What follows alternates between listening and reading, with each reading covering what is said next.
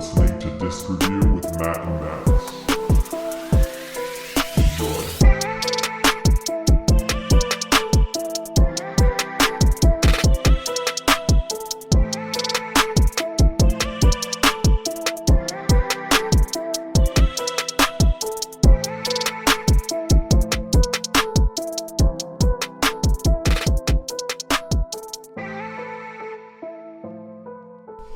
Okay, well, here we go. This is episode 1 of Disc Review. My name is Max, and I'm chatting here with my cousin Matt. Yeah, we're here to talk about some music. When we talk about artists that we do know well and then artists we don't know well, and try and both appreciate all kinds of music here. And Yeah, I guess hopefully either way we come out with a good conversation is what we're trying to get at. Well, today we're going to be talking about The Great Depression by As It Is, but first, Matt, what have you been listening to lately? You know what? I'm going to have to pull up my Spotify for that. I'm going to be honest with you. Let me see. I would say mostly the new Laney album. The new Laney album, they put out one literally last year, and now they've got another one, and they're pumping them out. They've both been great. I haven't no compromise on quality for putting out albums that fast, which is honestly impressive. I've seen bands try and put out albums too fast, and they're not great. And I've seen people wait 4 years and still not do a great album. So we'll see, I'm impressed. I'm very impressed. Yeah. And That's how I feel about. I don't know if you feel the same way, but Sleeping or Sirens, I feel like they put out albums all the time, and 50% of the I time stopped listening they are after no good. Wow, what was it called? Madness? I think that was the last one I listened to seriously. Yeah, that was like 3 or 4 albums ago. Yeah, I felt like it was dipping, and then in quality, and I just kind of fell off there. But Well, they're making a new one now, but I mean, their vibes was perfect for the high school depression era, but now it doesn't resonate as hard, which is fine. Yeah, it doesn't stick with me as much Yeah. now that I'm 22, I guess. Well, I listened to the new Laney album as well, and I thought it was good. It's definitely not like my style, so I haven't had it on repeat, but my wife loves it, and we're going to see them in November, so Yep. I'll have to listen to it a little bit more. But I've been listening to the new Plot in You album. I don't know if you've ever listened to them. I think maybe one song. Yeah, they're definitely more like metalcore, so not really your vibe as much. But Yeah. I really loved it. Like, usually I am pretty cynical about albums going in, and I try not to get my hopes up because so many bands have let me down. And it was better than I thought it was going to be, so I was pretty hyped about that. Good. But yeah, anyways, let's get into it. You have the set list pulled up, or I guess the track list. Yeah, let me pull it up. Here we go.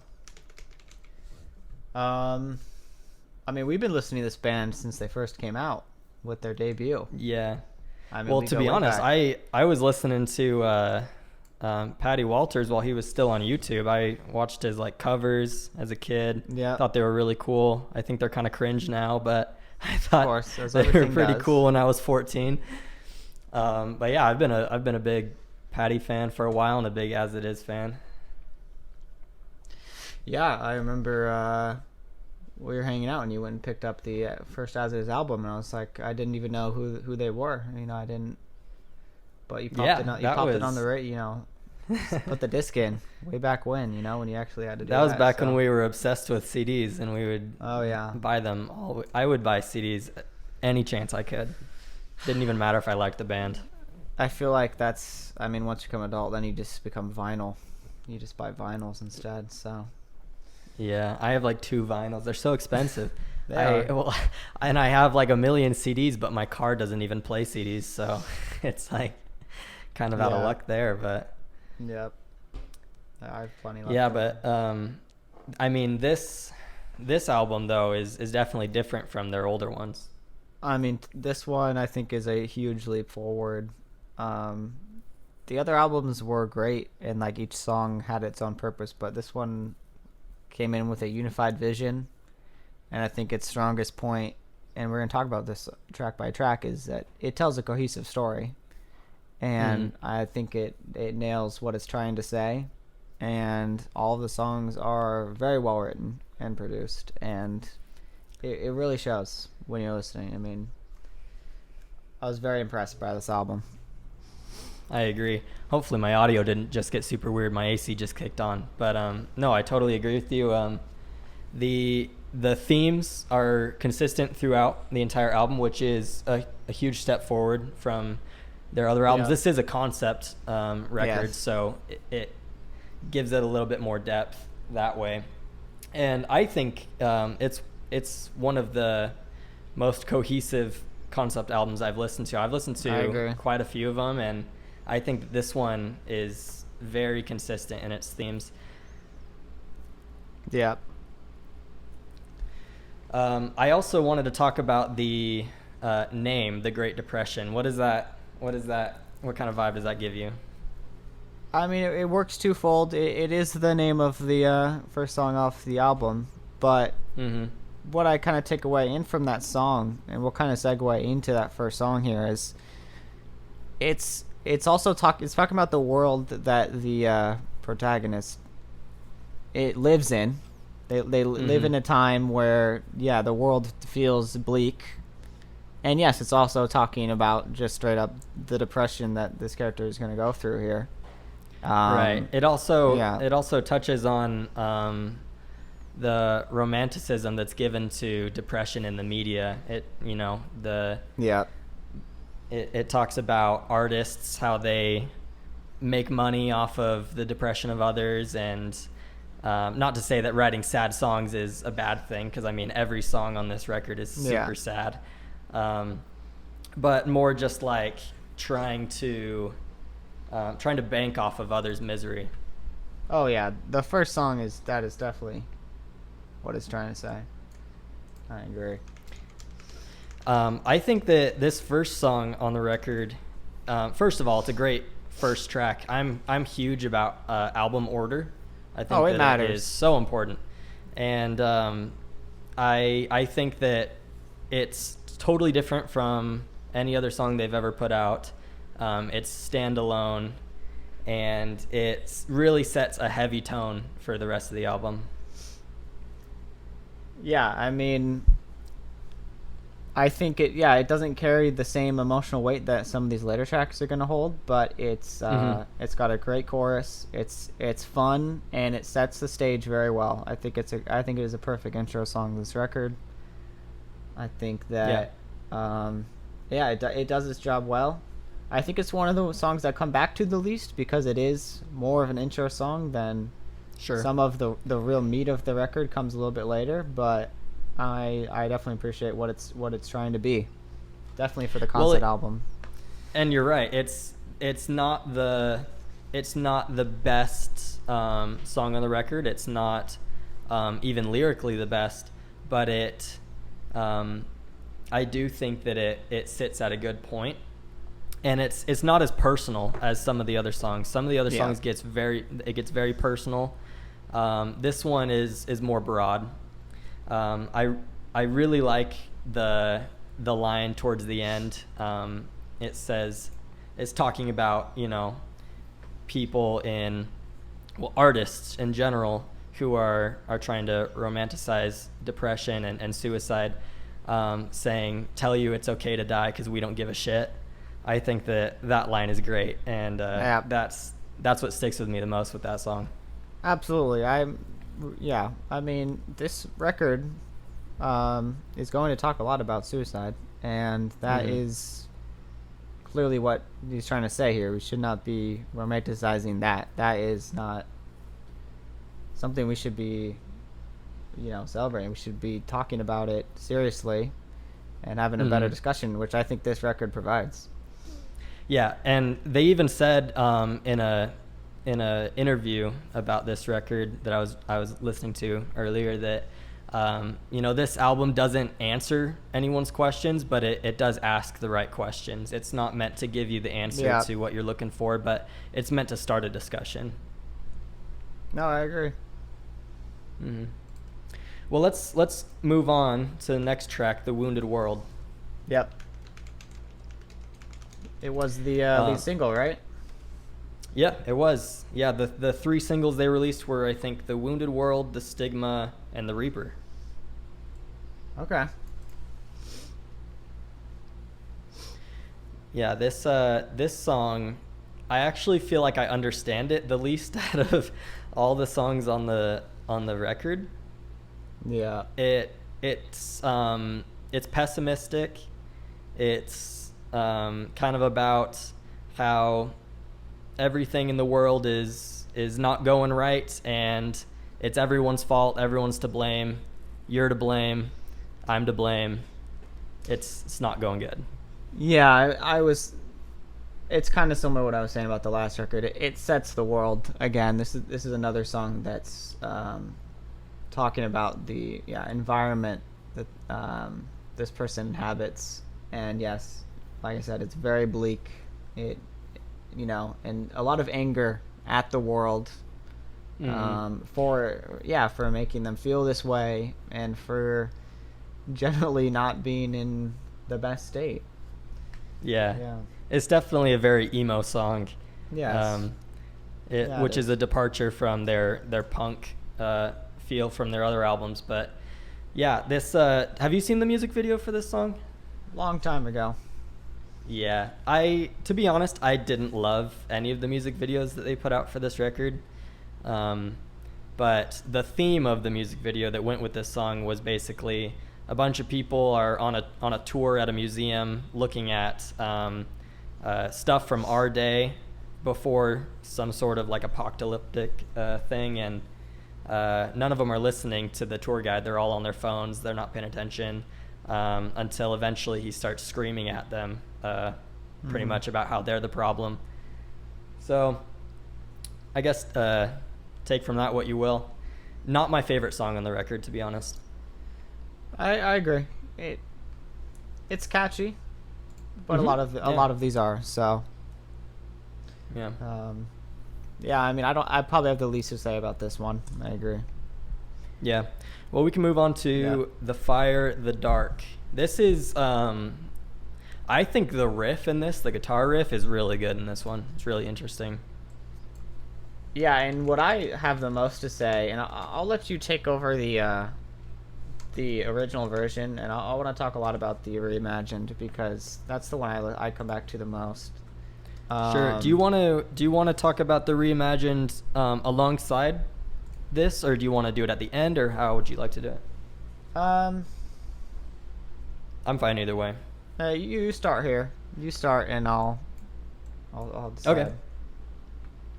Okay. The Fire, the Dark. I don't listen to it as often as some of the other songs. I mainly remember that the guitar part is really cool, and that's about all I remember until what are some lyrics in there that really stand out to you? Well, for me, when I deconstructed what I thought the story was throughout this record, I think this is the one that starts the conflict. Mm-hmm. Basically, I mean, the song is about this person losing, their love, the person that they love. He says, "She holds my hand but doesn't feel the same." I mean, it's right off the bat that this whole song is about losing someone you love and the pain of that. I think all of the lyrics are stellar, and the reason I mentioned the reimagined is it encapsulates that sadness, I think, better. I think the other one's more angry and in your face about it, but the reimagined is it's an acoustic, so it's a lot more personal, and you can just hear the pain that this song actually holds. It's more of a sad song, really. And well, that's so cool that they can do that they can write a song, use the same lyrics, but in one version it sounds really angry, really pissed off. The other version sounds really sad, and I think that kind of goes along with the theme of the song, losing a loved one, breaking up with someone. You can feel really angry and really sad at the same time, and not really know how to express either one quite fully. Absolutely. I mean, the verses, the lyrics, these are sad lyrics. This is, what have I done? I've made mistake after mistake. I need someone. Why did I tear myself away? This is sadness. But then, yes, the chorus is that anger. The starting the fires, burning things down. He's angry that it's too late for him to fix anything. And it's that duality of the pain and the sadness together that makes heartbreak so terrible. And I think this song is a great encapsulation of that. Mm-hmm. I was talking to someone over a year ago about breakups, and he said something that I thought was really interesting. He said that breaking up with someone is kind of close to the feeling of losing someone to death. I mean, you don't get to see them anymore. All you have is their memory. Yeah. And I mean, it's definitely not to the same degree, but it's got that same type of pain in there. Absolutely. And I think that really segues great into the next song, which is The Stigma, which I like both versions of. I think the reimagined is the best reimagined they did. I think it changes the song so drastically and is really well made and the fun to listen to. The reimagined version is super good, and I love that Patty can do both a punk angry voice, and then he can go and do like a theatrical full pop star, almost like pop star, and it's got a little like theater in there too, which I think is so funny that he can just pull that out of nowhere. And the whole reimagined version of this album kind of does that, where each song is a little bit of a different style. Yeah. And he sings them all pretty differently too, which I think is awesome. Yeah. And to kind of talk about the lyrics here, and the story I think continues well into this one. And it's about a greater social issue. Of course, boys don't cry, this whole problem about toxic masculinity. But it's about, he just suffered a breakup and feels like he can't feel or cry about it, and that's basically what this entire song is about. And it's the stuffing down of emotions that you get with this song that really leads into the problems that he's going to face with the rest of the record, and that's why I think it's placed perfectly on the order and really helps the story.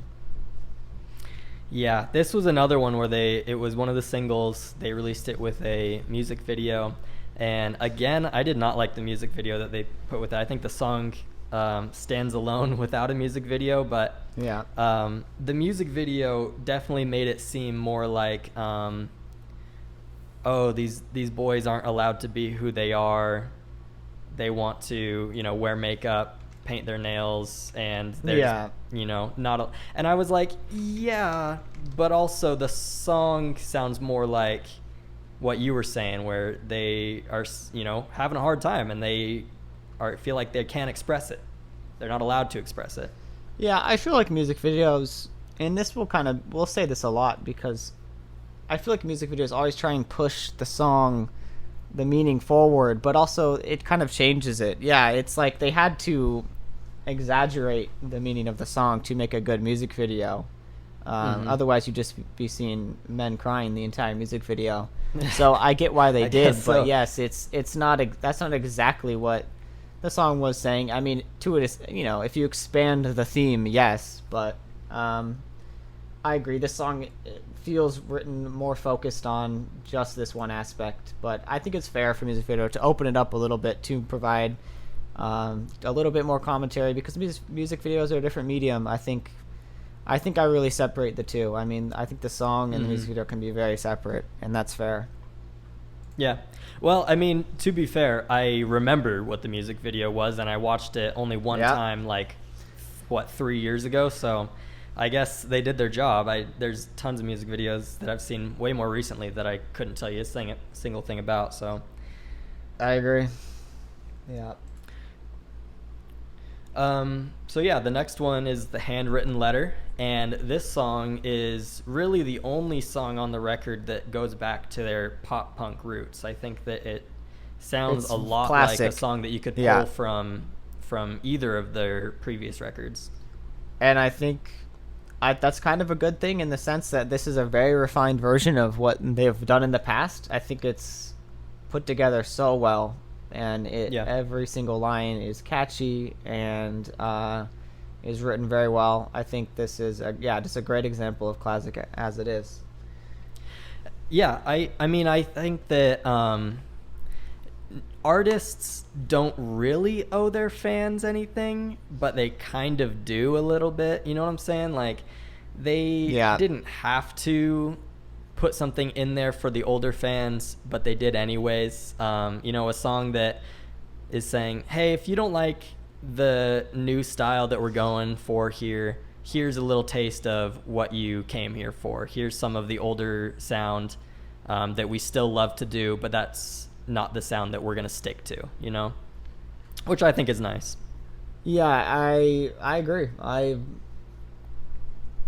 think it's really nice of them to give fans what they want, but also keep pushing yourself. Artists should keep pushing themselves forward, and I don't ever want to see an artist feel like they're stuck. But paying tribute to their roots is important. I think it goes a long way with fans. So yeah, and to be fair, fans don't really know what they want. Fans who say, oh, I wish they would just stick to what they're good at or sound like they used to sound. No one would listen to a band that put out the same record over and over and over. It just you'd lose interest so fast. And so, I think that it's good to change, but it's also good to pay homage to what you used to do and mix it into what you're doing. Absolutely.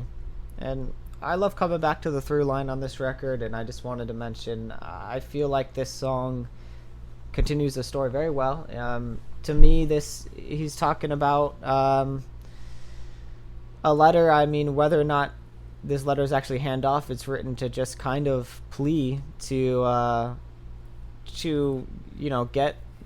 get back what he lost and to feel not bruised and broken, like he's talking about throughout the song. I mean, this is kind of a plea for help and return to normalcy that looks like it's not going to happen.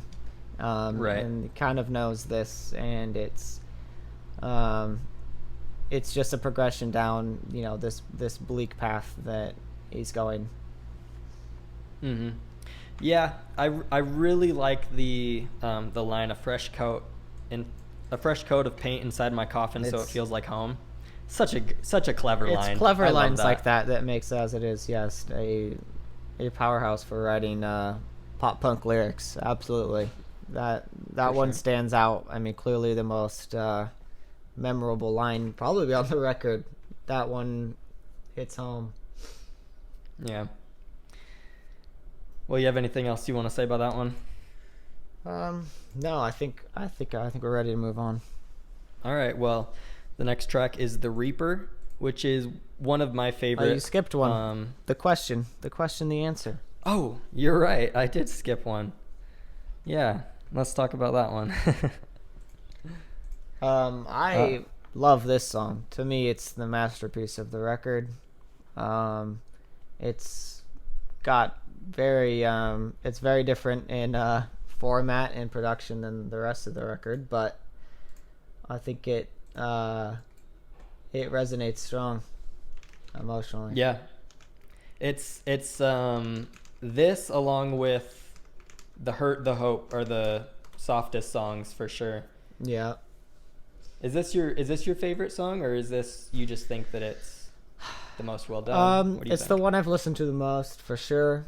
I probably would say it's my favorite. If I was to say I could only keep one, I'd probably pick this. I mean, it's not classic As It Is for sure, but it's I think it's beautifully well made.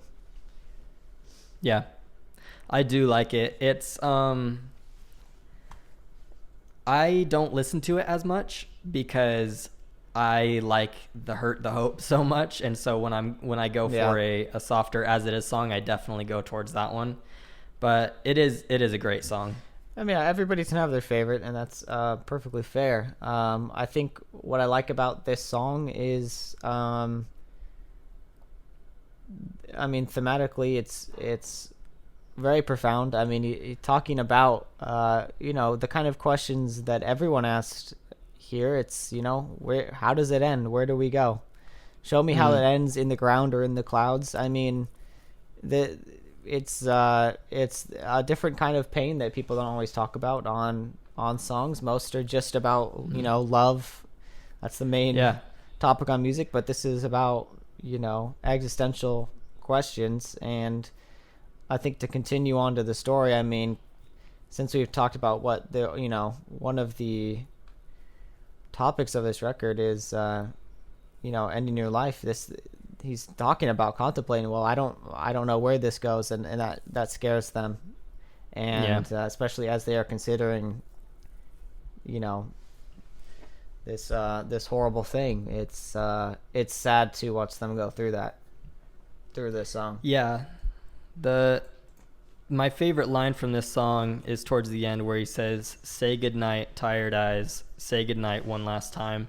Yeah. That for me, that really encapsulates, this is the end. This is it. And he's so tired and he doesn't feel like he can go on. He's just feels like he has to just close his eyes and give up. Yep, exactly. I think every line here contributes to that theme that we've just went through right here. Mm-hmm. Anyways. Yeah. Well, yeah, and then so Now is the Reaper. Yeah. Which is one of my favorite songs. Definitely not my favorite song, but I think it's probably the heaviest on the album. Yeah. It jumps out at you quickly. Yeah, it's got this thick, slappy bass line, which I really like. And it also is featuring Aaron Gillespie, which I know you don't know him as well because he's from a super metal band, but he drums for and I think sings for Under Oath. Okay. Which I think his voice is amazing. I think that he's a very talented dude. He also, I think, was the drummer for Paramore for a while. Interesting. For like 3 years. Yeah, which is kind of funny. But yeah, I think that he adds a lot to the record. He's got a very refined voice. Yeah, I agree. Yeah, this is one I know probably one of the least. I mean, as the podcast goes on, you're going to take the heavier stuff and I'm going to take the lighter stuff, which we just kind of went over here. But I like this one. I appreciate, I mean, it's continuing the story very well. I mean, this one's another song about death. Obviously, the title is right on the nose here. Yeah, this one kind of sounds, it's almost scary because he's talking about a lot of the songs in the album. He talks about longing for death and kind of seeing it as an escape or a way out. And in this song, he kind of takes a step back and he's like, now that I'm getting kind of close to, deciding if I'm going to end my life or not, it's kind of scary. I don't know what to expect. And it's, feels like it's coming at me too fast. And I kind of feel like I want to escape, but at the same time I can't. So I'm sure that's something that lots of people feel when they get to that kind of dark stage in their life. Absolutely. I mean, this record is about mapping out, what that feels like. And, yeah, it's scary just to listen to. But I think that, that theme is going to carry over to the next song too. The Two Tongues. Mm-hmm. How much experience do you have with this one? I like this one. I think that it's got a really interesting, it's something that I've never really thought about before until I had listened to this song, which is,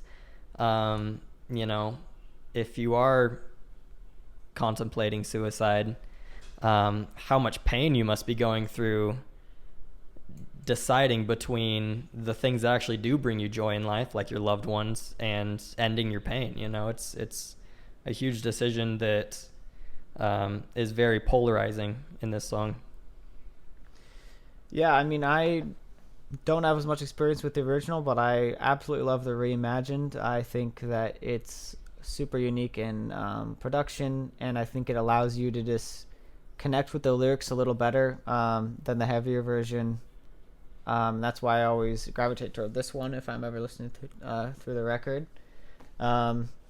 And yeah, I mean this song is kind of just more of that, torn in two of the decision that he's facing here. The lyrics definitely make it seem like in this song he may have been in a relationship, or maybe he's still longing for the girl that he's talking about on the earlier record.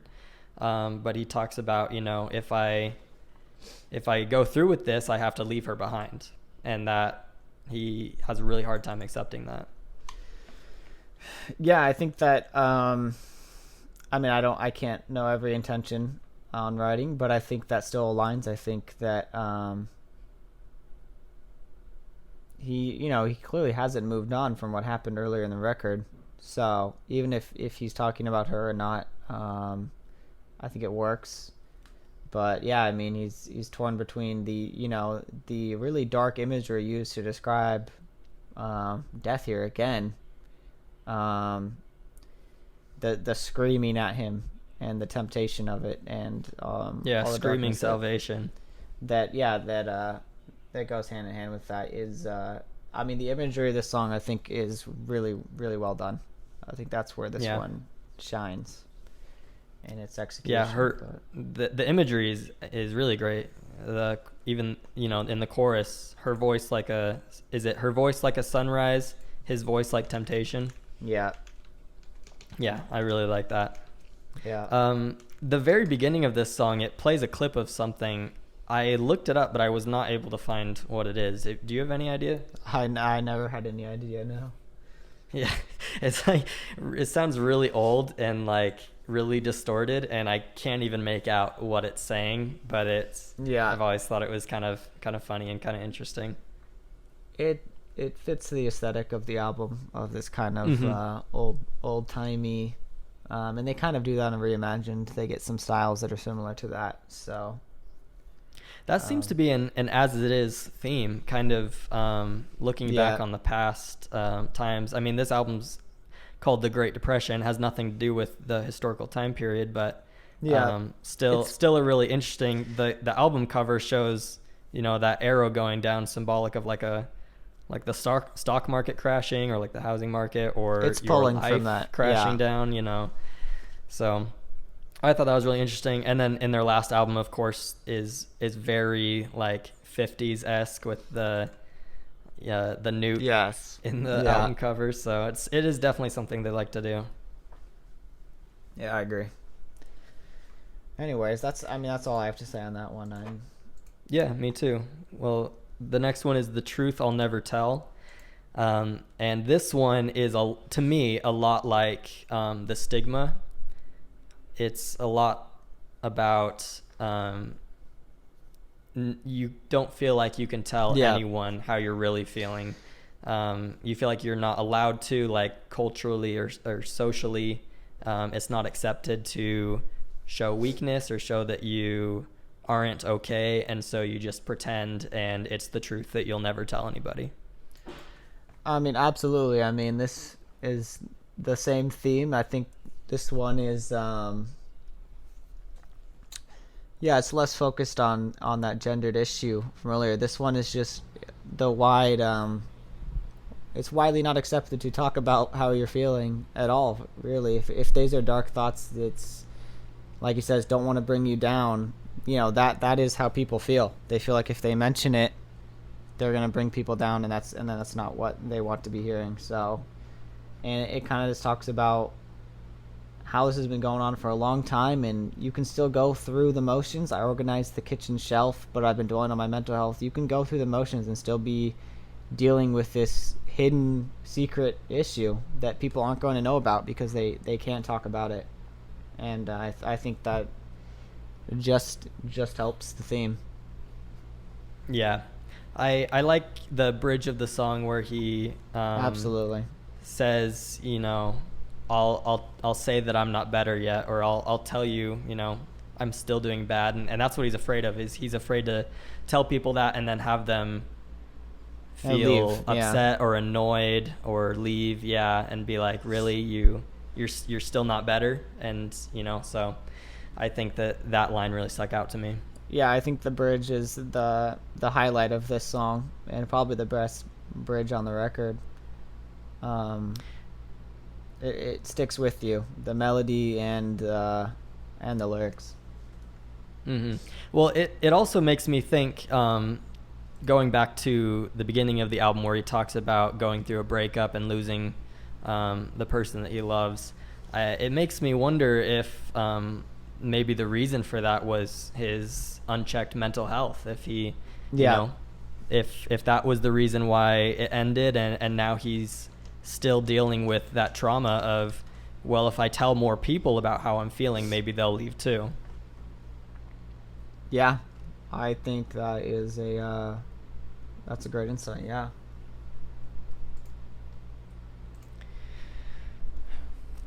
Well, we only have 3 more songs left on the record. I was looking at a review some other guy did of this record years ago, and he said that he felt like the last 3 songs were his least favorite, and he didn't like them at all. And I was so shocked by that, because I love the last 3 songs on this record. I definitely don't agree. So I have plenty to talk about with these last 3. The Haunting is probably the one I know the least of the 3, but I still think there's some great lines in there.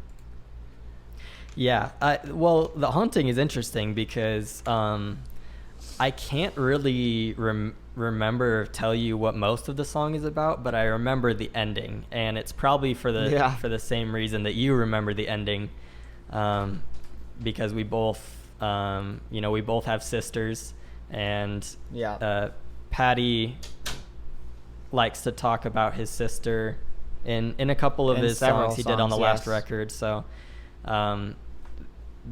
that line, which we'll talk about in a second, really hits home to me. It's very powerful, and it's it's talking about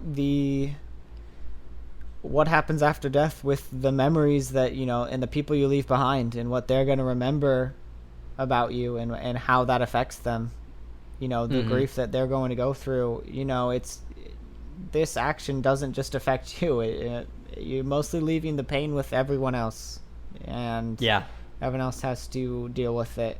And I think that it's a powerful thing to mention on a record like this.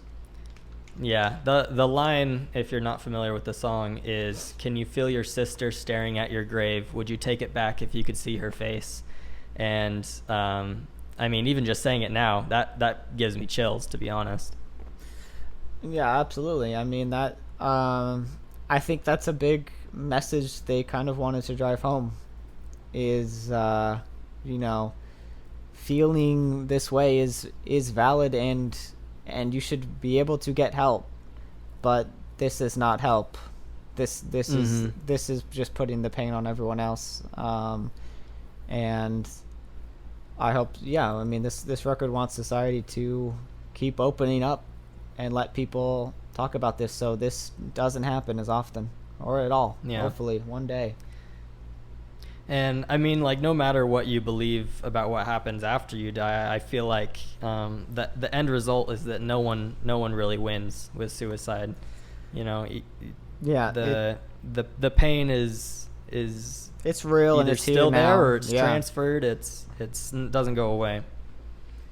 Yeah, absolutely. I think this song is great as we're nearing the end here of the record. I think it's put in a good place, because it's becoming clear where this record is heading. And we'll talk about that more now. We can go into the Hurt the Hope here. This is my favorite song on the record. I love this song so much. I ended up doing my own cover of it, which I posted to our channel a while ago. And I definitely did not do it justice, because I definitely think that this is the tough one. my favorite song. Yeah. I like this song. I like the reimagined a lot too. I think I think the original is going to give you the essence and the themes of the story a little better, but the reimagined is super fun to listen to. It's very modern pop like bands. That's the style right now, and clearly they know what bands kind of similar to them are going through right now and what kind of music they're making. And I think they put their lyrics in their song in that style, and it's done very well. I need to refresh myself on the lyrics of this one. The ending is, I feel like I've said that about a lot of songs. The bridge of songs is my favorite part of any song. Oh yes, I remember this now. But I really love towards the end when he is talking about it. It's almost like he's trying to convince himself rather than the listener that it's going to get better. He says it's got to get better, as in he's telling himself it either has to get better or I'm going to do something that I don't necessarily want to do, but I feel like I have to do.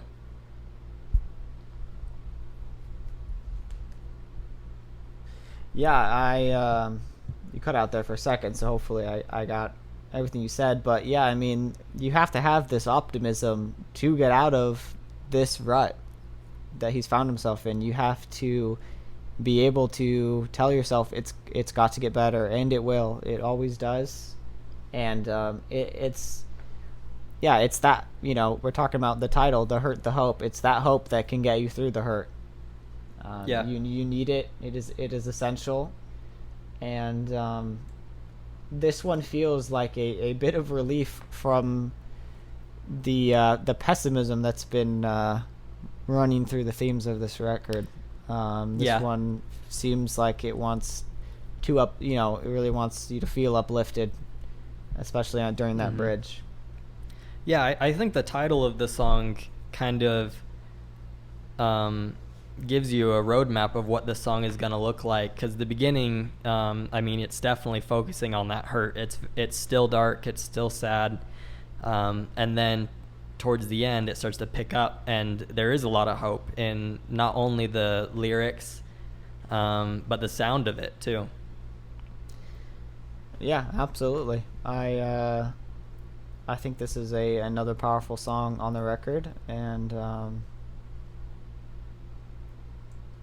it's great, and I think it goes well, and it goes great into this last song here at the end.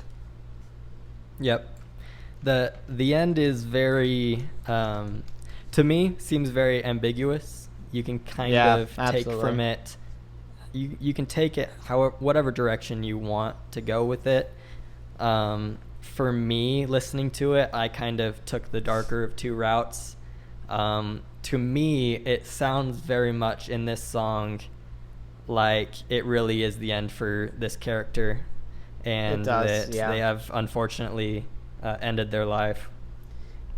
I agree, it's ambiguous, but that's the way it leans. I mean, I think the most powerful part of the song is what gives us this impression. It's the bridge. It's and I screamed for you until the day I gave up and lost my voice. This is the theme of trying to say something but not getting help. And so with Crimson Arms and This Broken Neck, you tell me to make this choice. It's powerful. It's kind of it's blaming the problems that the whole record has talked about. That it feels like they didn't get to even get help and be able to make a choice. They just kind of were forced down one path, and that's how they feel. And yeah, I mean that imagery is dark, man. Crimson Arms and a Broken Neck. That's it's as the dark darkest as on the record. Yes, it absolutely is. And that's why this song is such a great ending to the record. I mean, it just it brings all the themes together here, just in those couple lines. and I think the original for me is the if you're gonna listen to it as a whole album, I think this is the version to pick because it includes that section I just talked about. The reimagined I think is really well made. I love the production on it. I listen to that one all the time. It just doesn't include that part, and I think it loses that story value a little because they take that part out. But both versions are great. I think this song is incredible. Yeah, well, the original version is definitely the concept record. It's the story, and then the reimagined is kind of, it's for fun. It is explore different sounds, and it sounds great. I think that the only song I don't like on it is the question, the answer. Yeah, it's I mean, they already did a unique production on that one the first time, so I get what they're trying to do is like flip it back to the classic. Well, it's a joke. It's like a gag. Yeah. It's like, haha, we took our slowest song and made it screamo. Crazy. And it's like, yeah, I get it, but I don't want to listen to it. Yeah, I don't. I'm gonna skip it every time. Exactly. I think it was as those ones that they were coming out in like chunks of like 3 or 4 songs that I was really looking forward to that one, and I was like, not my favorite, but I think they delivered on, when they made 2 of the songs acoustic, Handwritten Letter as well. I think that one also works incredibly acoustic. You could have released all of these songs in either format. I think it's a testament to the versatility of a well-written song. I mean, production is even more important than I think a lot of people realize, especially once you start learning music production. You can make things sound so different and make it sound, like an entirely different song. But these songs are all written so well, it doesn't matter what style you put them in. They're great songs, and I think they nailed it.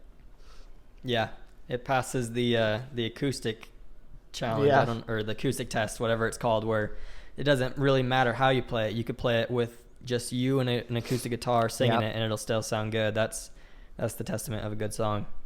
Absolutely, I think all those songs hold up, and I don't know. We can just go into general thoughts here about the record, wrapping it up. I think it's, I kind of section off this band with some other bands from the era that I started listening to them in back in high school. I mean, lots of great bands. Like you're talking about Sleeping Sirens earlier, Pierce the Veil. I mean, as it is clearly inspired by bands like this, I think this record is, well within the top 5 of my favorite albums from those bands. I think it's phenomenal. I think it's one I'll come back to probably the most, though, from any band that I listened to back then. I think this record will stand the test of time for me. Yeah. This one, going into this, I was going to say it's a great record, but it has its hang-ups, even if they're very few. Now talking about it, to be honest, I'm almost thinking this is a perfect record, which I do not say lightly. I don't believe that. Art even be perfect? It's always going to have something that anyone's going to have hang-ups about, because art is subjective. So, but I think if you try and look at it as like, what is this record trying to accomplish? I think it knocks it out of the park every single time. Mm-hmm. I think it knows what it wants to be, and it does it very well. Yeah, I agree with you. Well, so on a scale of 1 to 10, 1 being terrible, 10 being one of the best albums you've ever heard in your entire life, and let's say 5 is like an average album, what would you put this at? Man, listen, it's the first show. I don't want to. I think give a 10 on the first show. I can't use a 10 on the first show, and I honestly struggle to believe in 10s in any art form, because how could art be stuck at a maximum? It can only get better. Yeah. So, listen, I'll give it a 9. I love this record. I think that it's phenomenal. I'm gonna give it a 9 as well. I agree with you. I was thinking the same thing. I was like, damn, can I give a 10 on the first, Yeah. first episode? Absolutely. I mean, But- we picked an album we love and thought was great for the first show, so it makes sense that we're gonna rate it so high. I mean, we wanted Yeah. to talk about something that we love, and I mean, I think that there will be records I might give a 10. We'll see as we keep going. Yeah. I think also as we kind of pick different albums here, that for the first one we decided to choose one that we both knew really well and both liked a lot. But moving forward, we're thinking we might mix that up a little bit. We might choose things that one of us has never heard, or both of us have never heard, or something that one of us likes, the other one dislikes. You know, we're gonna try and mix it up, get a good grab bag of all that type. Absolutely. We're not always but going to yeah. be giving them the highest scores. You know, we're going to look for some variety here. But yeah, I mean, that's all I have to say on the record. I hope As It Is keeps putting out some good stuff. Mm-hmm. And I'm sure in the future we'll talk about some of that stuff that they're putting out. Absolutely. Yeah. Yeah. Well, thanks a lot. I actually had a lot of fun doing this. I want to Yeah. I had a keep great doing this time. consistently with you. Yeah. But yeah, I mean, yeah, and for anyone who listened, hopefully somebody listened. That would make my day. Thank you for listening this far. Yeah, thanks for joining Leave us us. a like and stick around. We'll try to put out another one of these next week, and hopefully we can continue doing that every week. yeah. All right. It's a great place to wrap it up. Thanks. Yep. See ya.